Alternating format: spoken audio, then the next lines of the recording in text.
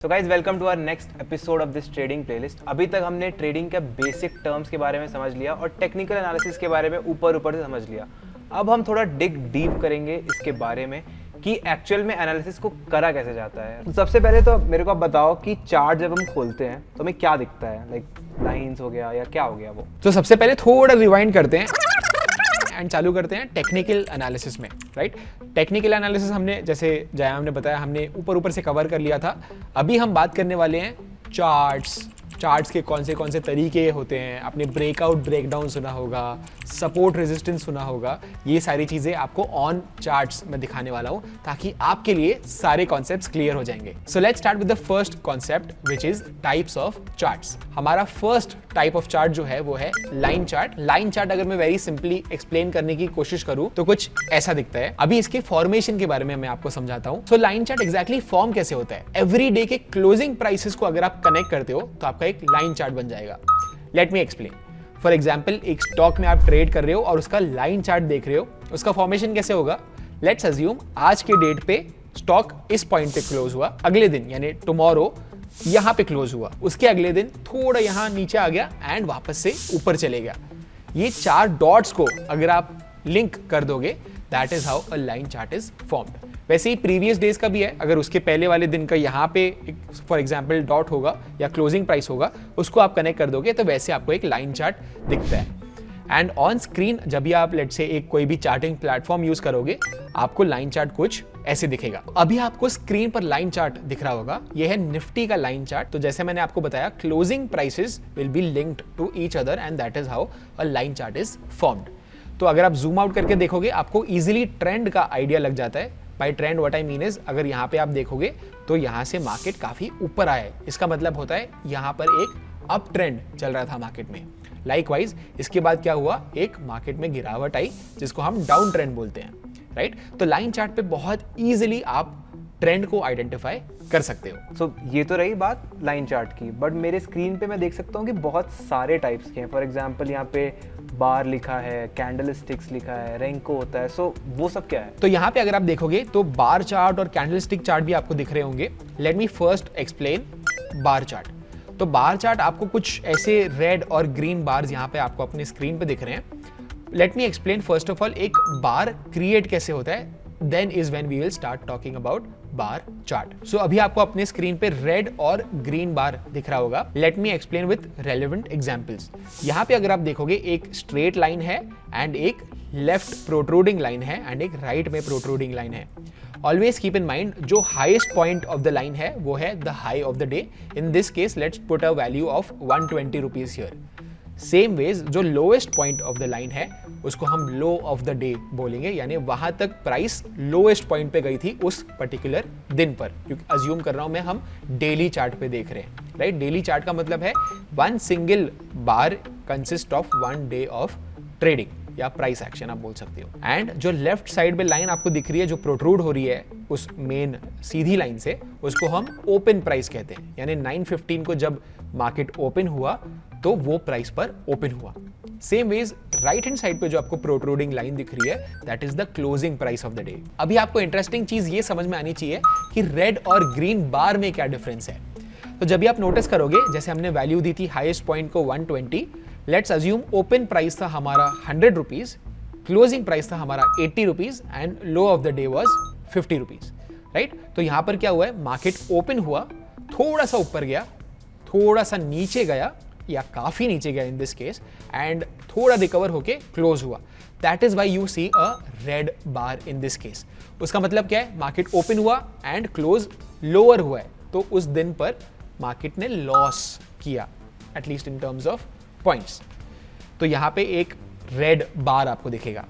Same veg exactly opposite अगर मैं कर दूं तो आपको ग्रीन बार दिखेगा, यानी straight line still remains the same, highest point of the day and lowest point of the day. आपको जो लेफ्ट का प्रोट्रूडिंग लाइन, जो ओपन प्राइस है, वो आपको नीचे दिख रहा है when compare to the close, right.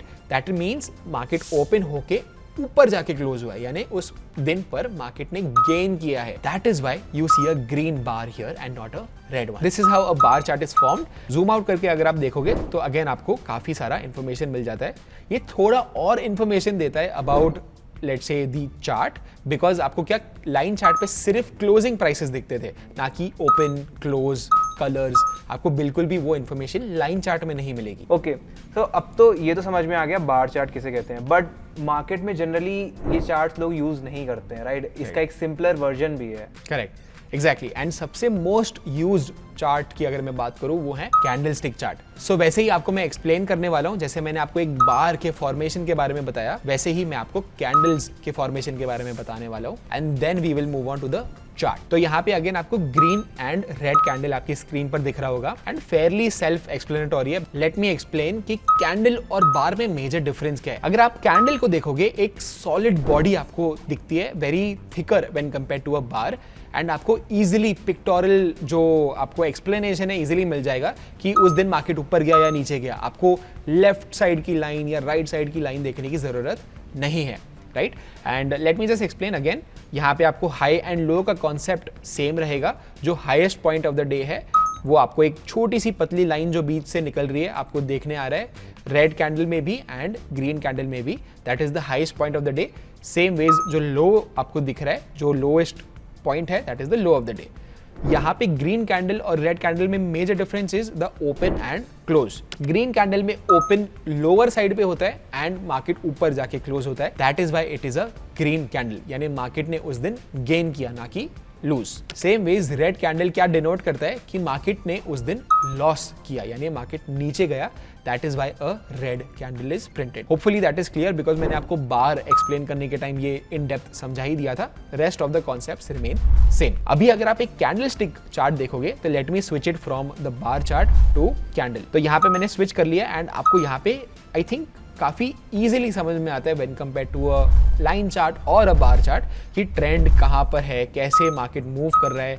Green candle red candle से इजीली समझ में आ जा रहा है कि मार्केट कहां पे जा रहा है। ओके, सो ये तो मुझे समझ में आ गया कि बार और कैंडल स्टिक्स में क्या डिफरेंस है, और ऐसे कि मैं चार्ट में देख सकता हूँ यहाँ पे बहुत बार कुछ कुछ पॉइंट से प्राइस बाउंस बैक हो रहा है। So does that mean something? Right, तो ये हम बात करने वाले हैं अभी सपोर्ट एंड रेजिस्टेंस के बारे में। आपने काफी बार सुना होगा कि सपोर्ट पे बाय करना चाहिए, रेजिस्टेंस पे सेल करना चाहिए and stuff like that, right?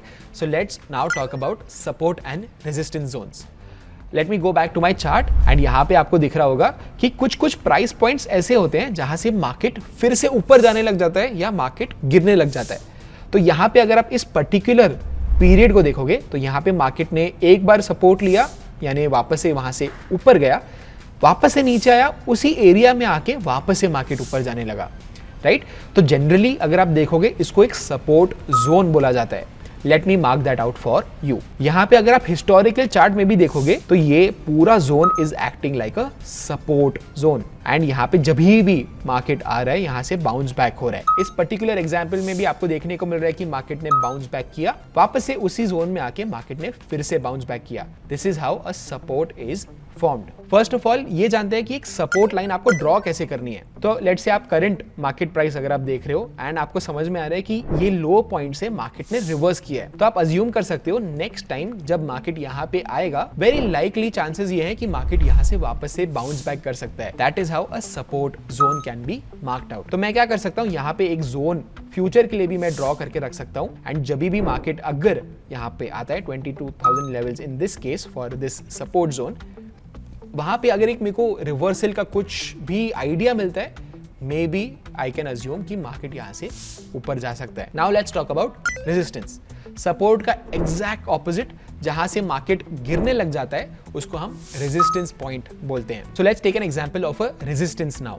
आपको अपनी स्क्रीन पे अगेन दिख रहा होगा कैंडलस्टिक चार्ट, एंड ये इस पॉइंट से काफी मार्केट में गिरावट आई थी।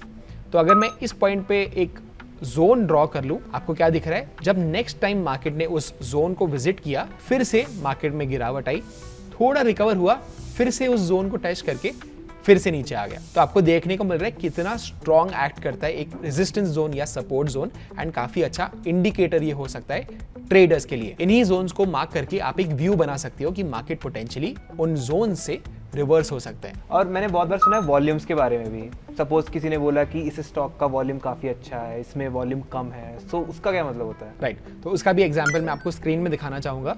Let's take any particular stock, for example Reliance का स्टॉक देख लेते हैं इन दिस केस। तो अगर मैं रिलायंस इंडस्ट्रीज का चार्ट ओपन करूं, आपको ऑलवेज आपके चार्टिंग प्लेटफॉर्म में वॉल्यूम का ऑप्शन दिखेगा। यहाँ पे मैंने हिडन रखा था, let me show it to you guys. तो ये जो रेड एंड ग्रीन बार्स आपको यहाँ पे दिख रहे हैं नीचे के साइड पे, इनको वॉल्यूम्स कहते हैं, यानी कितना ट्रेडिंग हुआ है उस स्टॉक में, वहाँ पे आपको समझ में आएगा।